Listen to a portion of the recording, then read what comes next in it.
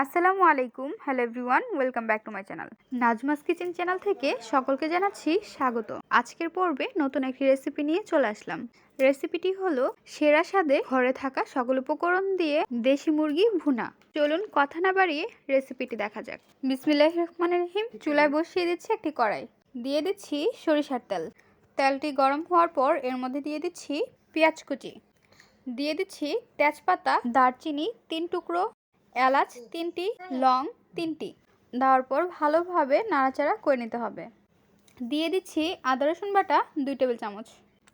আবারও ভালোভাবে উল্টিয়ে পাল্টিয়ে নাড়াচাড়া করে নিচ্ছি। দিয়ে দিচ্ছি জিরা বাটা 1 টেবিল চামচ। মশলাটি যেন না পড়ে যায় সেজন্য অল্প করে পানি দিয়ে দিচ্ছি। গুঁড়ো মরিচের গুঁড়ো 2 টেবিল চামচ, হলুদের গুঁড়ো 1 টেবিল চামচ, ধনিয়ার গুঁড়ো 1/2 টেবিল চামচ।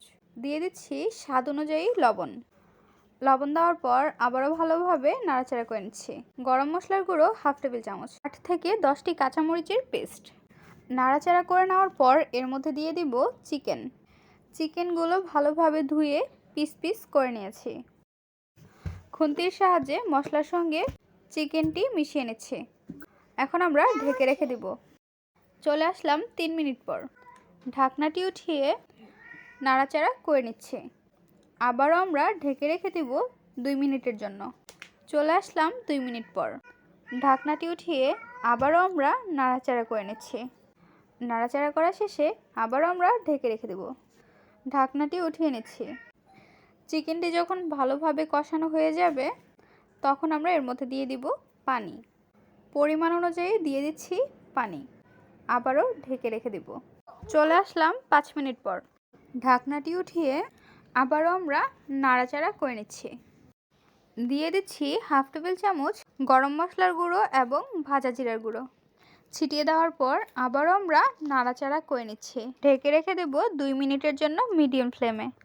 চলে আসলাম 2 মিনিট পর। ঢাকনাটি উঠিয়ে আবারও আমরা নাড়াচাড়া করে নিচ্ছি। আমাদের চিকেনটি প্রায় তৈরি হয়ে গিয়েছে। চুলাটি অফ করে পরিবেশন করে নিব। তৈরি হয়ে গেল লোভনীয় স্বাদে দেশি চিকেন ভুনা। এইভাবে চিকেন ভুনা করলে খেতে খুবই ভালো লাগে এবং এক নিমেষেই 1 প্লেট ভাত শেষ করে নেওয়া যায়। চিকেন ভুনা রেসিপিটি আপনাদের কাছে কেমন লেগেছে তা অবশ্যই জানিয়ে দিবেন কমেন্টের মাধ্যমে। ভিডিওটি যদি ভালো লাগে অবশ্যই একটি লাইক করে দিবেন এবং সাবস্ক্রাইব করে আমাদের পাশেই থাকবেন। আজকের পর্বে আমরা এখানেই বিদায় নিচ্ছি। গাইস, আসসালামু আলাইকুম, ভালো থাকবেন সবাই। আল্লাহ হাফেজ।